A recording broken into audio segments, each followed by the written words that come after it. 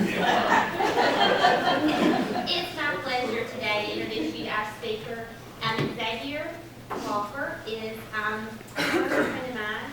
Xavier is a success story, and I want him to kind of tell you a little about himself. Xavier was in foster care when I was at the Department of Family and Children's Services for many years, and I watched him grow up from a distance. And it's an awesome experience to be able to stand back and see that you've got someone who is successful.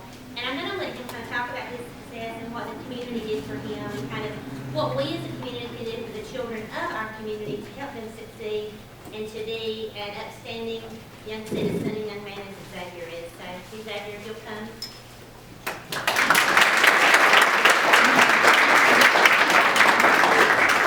I'm going to let him use the microphone. And he's a little nervous. Everybody just know that, we told him we support him, we love him, and that we, are here for him. So, anyway.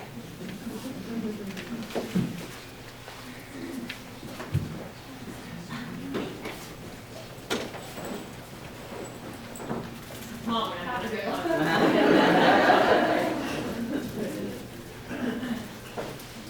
Okay, I bet y'all was wondering what I was doing. But that was me 12 years ago. With victim abuse, a child that has been spit on, called ugly. You look just like your daddy. I can't stand you. Receiving a broken leg, or getting hit with an object in the home. That's what that 12-year-old experienced, 13-year-old experienced. And I bet y'all wonder how I come from this to this.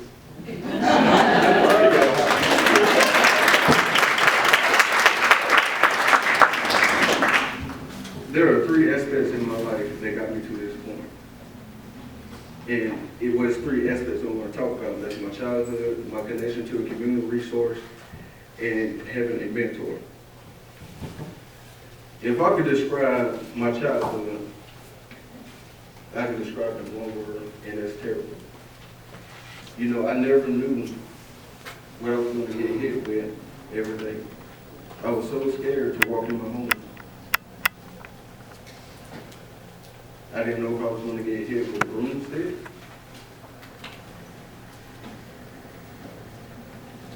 a figurine,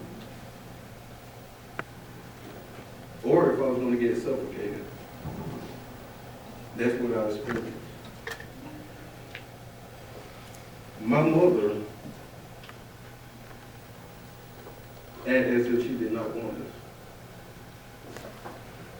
If we were in her eyesight, she would try her best to make our life miserable. But one day, on a Sunday, there was a group of people at the community service in the community center at Orly West, and it was called His Hands Ministry. And my mother said, you know what, y'all can go ahead and go there. I don't want y'all here, go to church. And to me, that gave me a peace of mind, because I knew for that, 3 hours that I was going to be abused, or, whether it was physically, mentally, or emotionally. I didn't have to worry about that. But I knew at the end of the day, I still had to go back home. And my mother had an illness. She had HIV/AIDS. And it really did kind of make her mind crazy. And as she grew sicker, thank God someone called DFAS. DFAS stepped in, and I can remember being in school, and they called me to the office. And so, I didn't think anything of it. I just went to the office. And next thing you know, someone told me, you're going to be living with Miss Emma Williams. And I was like, huh, what? I didn't know what was going on. Well, I quickly realized I was in foster care after I saw the name tag. So I kind of figured I was going to foster care. But when I first went to my first foster parent home, it was hard for me. Even though my mother was abusing me and, saying all these other things, I still loved her. And I missed her. Because that's what kids do. They love their parents no matter what. That's why they won't open up about anything, because they love their parents. And I could just remember being in this Emma Williams house and go, you know, no one loves me. I mean, I'm with this new family, they don't love me. You know, I don't know what to do. And I can remember my first case manager came, Ms. Jessica Christopher. She was one of my favorite case managers. You know, she basically told me that it was not my fault that I was in foster care. And that defense loved me and they're going to do whatever they can to make me feel happy and safe. And they did.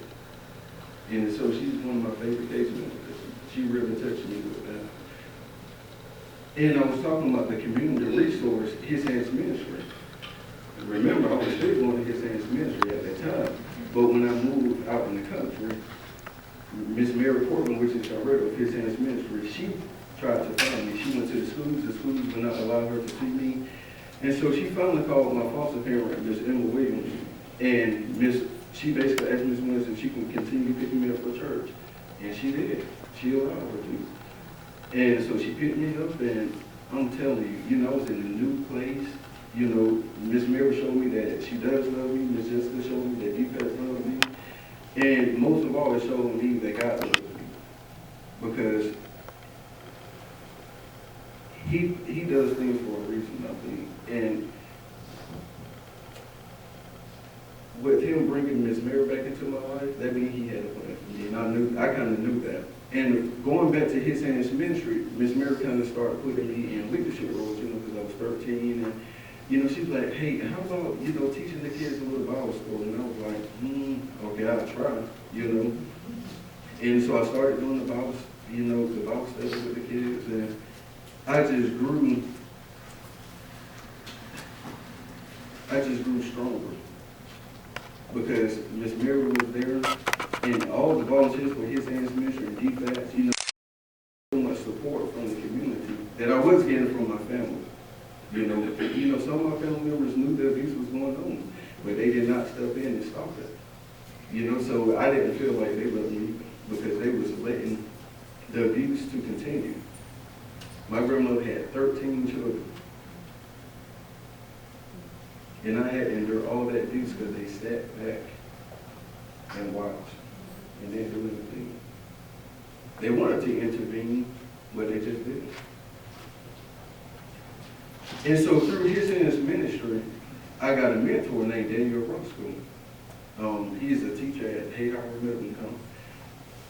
He actually became my foster parent. You know, he took an interest in me because he felt like I needed a male figure in my life because my father, you know, alcohol would not allow him to be a father. Put it that way. It would not. And so basically when I moved in with Mr. Daniel, it was just a whole new environment. You know, he was successful. You know, he had a job. He had a wife. He was really smart. And he had a nice home. And I was like, dang, I said, I did not know there was another world like this. I'm so used to this old world, and I'm in this new world, and I can't believe people live like this. And I said, you know what, I want that. You know, I want to be successful. I want to have a beautiful wife. I want to have a nice home. You know, I wanted that. And so, and I told him I wanted that. He said, well, you know what, I'm going to help you get to that point. And so every day he would teach me how to budget my money because I was working at Walker Ventures. He would teach me how to budget my money. And because I learned so much from him, I bought my car within 1 year of my first car.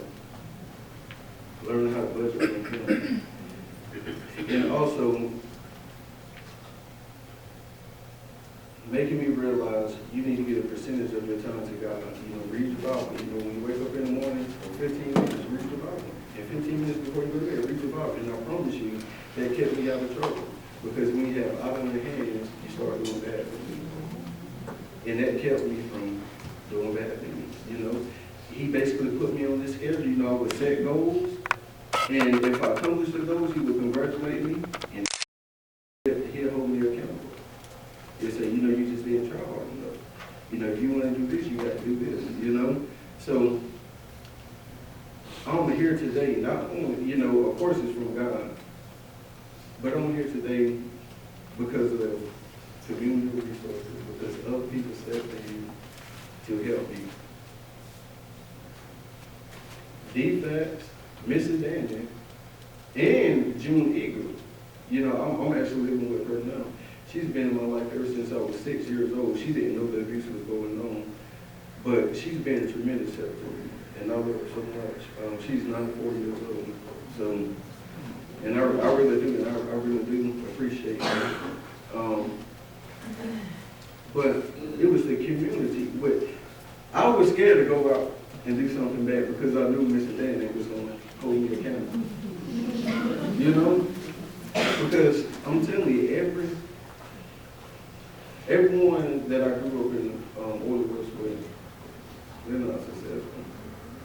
Some of them are dead now, and some of them in jail, and some of them just, you know, walking around on the street doing drugs. And it's because they did not have a community resource to reach out to them. It's a team to help build a child. It's a team. That child can't do it alone. They need help. And I know that. And that's why I wanted to come and work for Lowndes County DFACS. I said, you know what? I was a former foster child.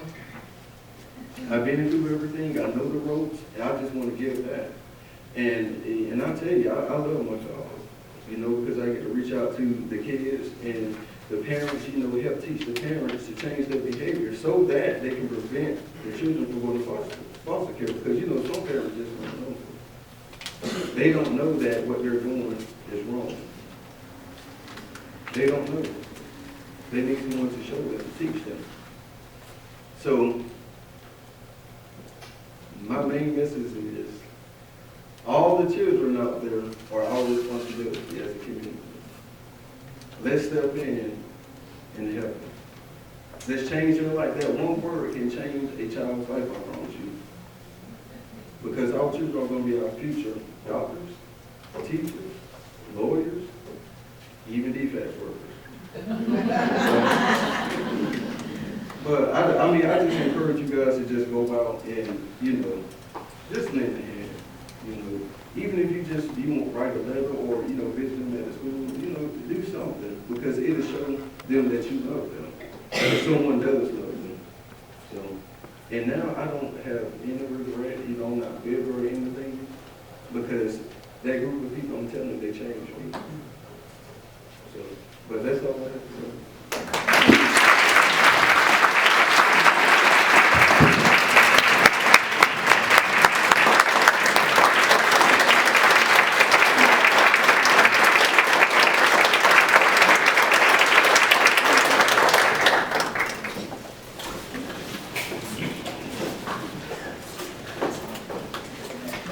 Again, let us applaud the success and the life of Mr. Xavier Walker.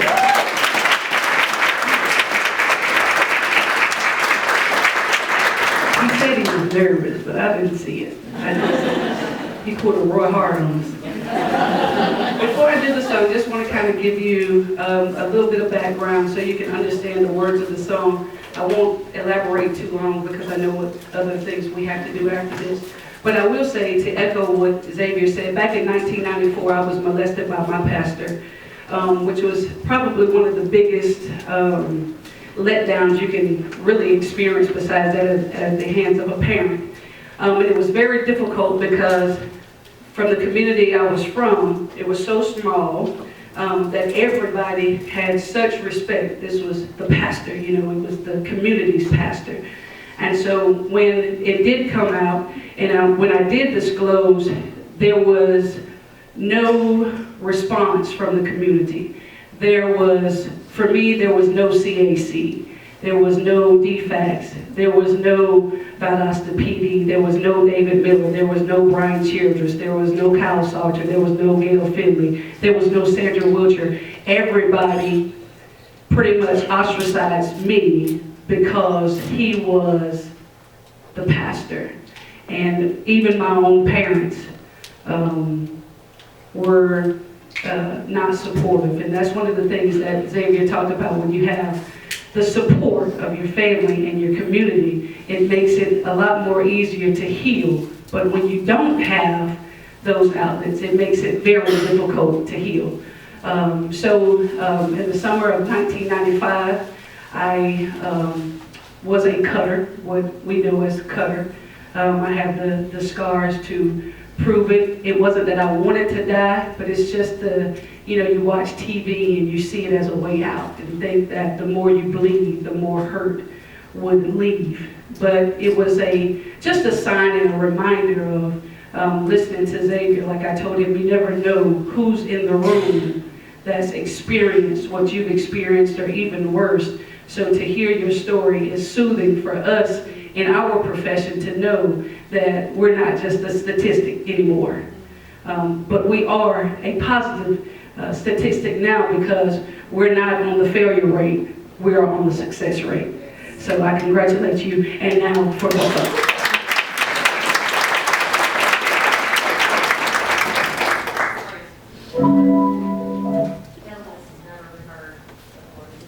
Xavier, you talking about this or the song? Oh, the song has never been heard before.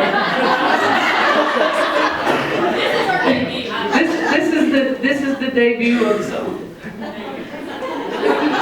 So what did I forget? Really? Social workers.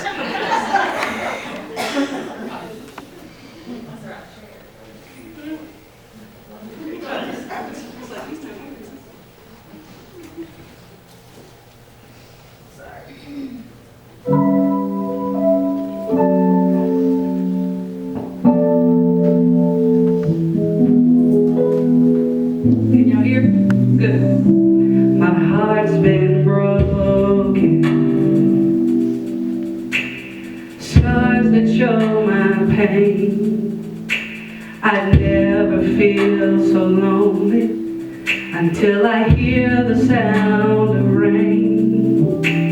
Looking at my wrist, I remember the tears that could have been my last, all because of fear, missing the chance to live, to love, to laugh with you. I'm so grateful to God that I did not follow through, and for this reason I give thanks.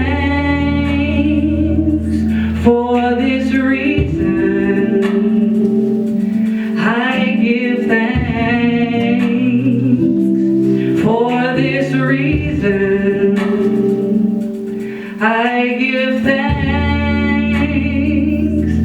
For this reason I give thanks. I am healing from the wounds that hurt me deeply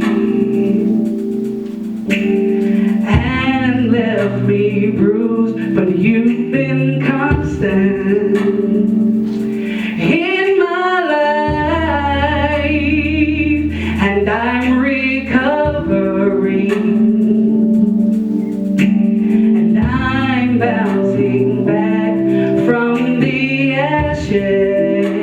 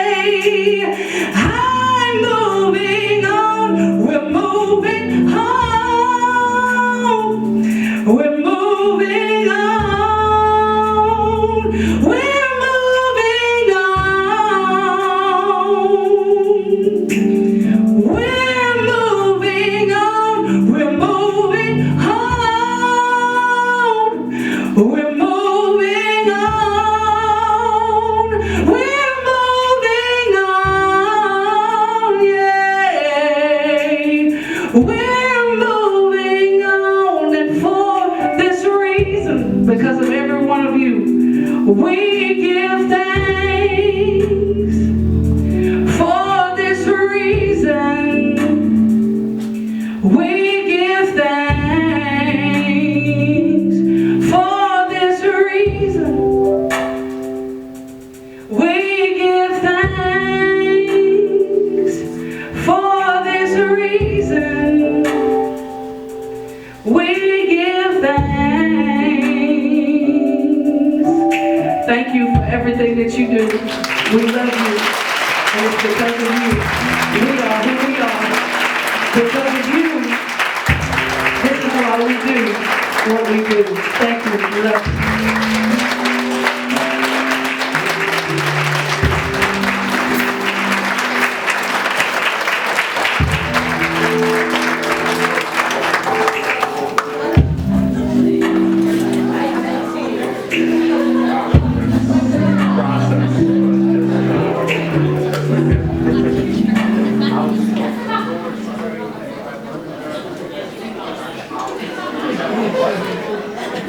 Oh, suck it up!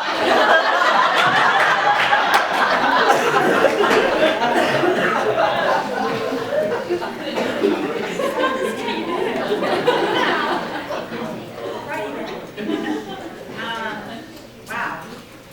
Very, very powerful. Thank you very much. Thank you. I want to start off by just thanking everybody here in the room. Those people that know me and have worked with me have said, well,